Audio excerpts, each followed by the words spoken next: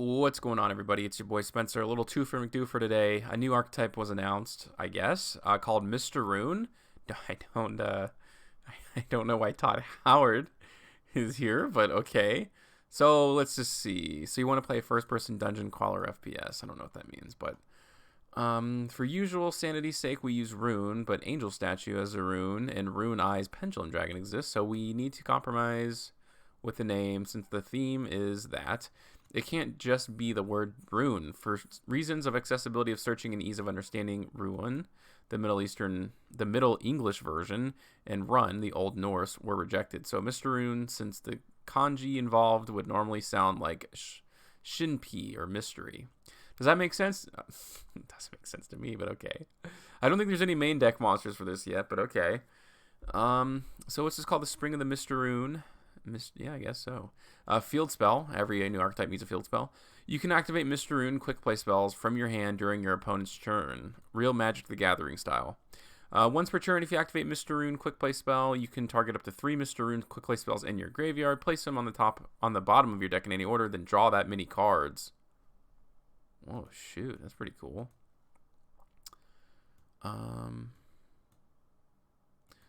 That's neat, I suppose. Once per turn, if you activate. Alright. I mean, I guess that would mean you have to activate them during your turn. It's an interesting effect, nonetheless, but okay. We'll see if any of these are good. Okay, this is a continuous spell. This is Deceit of the Mysterune. You can only control one of this card's name. Each time a quick play spell is activated, banish the top card of your opponent's deck. Doesn't banish them face down, but I would say 99% of the time that's pretty cool. That's kind of lame. Like, who cares? I guess, is kind of how I feel about it. And I'm not sure about that one, Chief. Point of the Mysterune, quick play spell. So I guess I'll... Okay, neat. Activate one of these effects. Skip your next battle phase after this card resolves. Ugh. Okay. Is this supposed to be like a mill deck? Add one Mysterune card from your deck to your hand, except this card, then banish the top card of your opponent's deck. So you're banishing 2 cards. And every time a quick play spell, so if your opponent activates them, I guess they have to banish a card too, but there's 40 cards in a deck. Most decks are playing Pot of Desires, that's why it became limited. But, okay, I mean, that's a decent. Especially when one Mysterune monster from your extra deck to the extra monster zone. So it's a fusion spell, I guess. That's kind of neat, I guess. I mean, this is obviously the most important card in the deck so far. It searches your entire archetype. And then you get a free... Oh, you can only activate one of these effects. Oh, that kind of sucks. I mean, that's not terrible, but I don't think these are so... Like, I don't think the extra deck monsters are good, so... I mean, I guess there's a lot of potential with this card. Well, this is a good card. Like, don't get me wrong, right? It's a free special summon from the extra deck as if it was in the main deck. Or you get to search a card. Neat.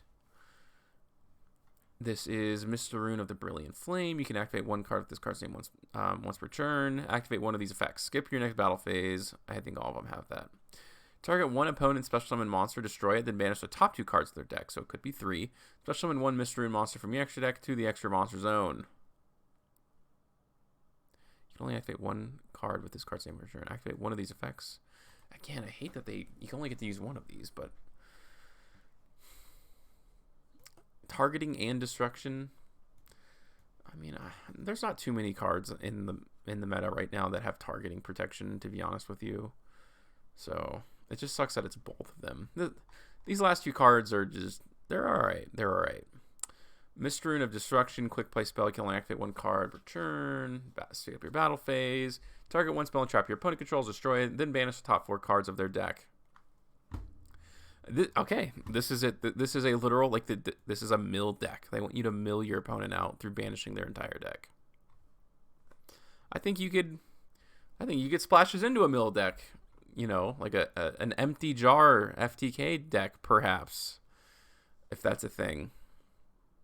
I don't know if that would work.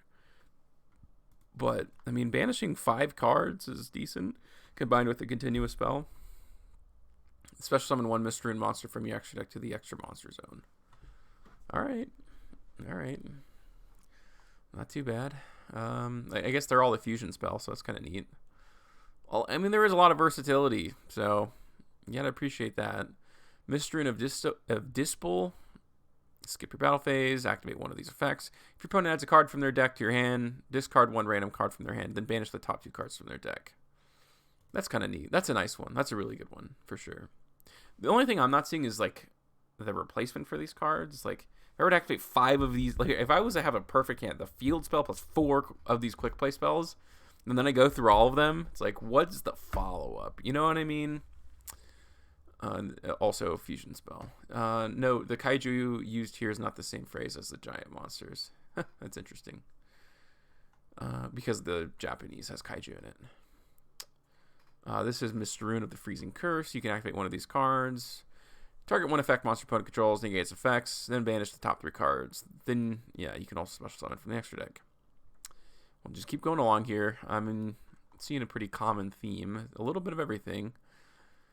Activate one of these, skip your battle phase, target one face-up monster in the field, apply this effect to it, then banish the top 3 cards of your opponent's deck. Once applied this turn, that monster can add attack. Also, the next time it would be destroyed by battle card effect, it is not destroyed.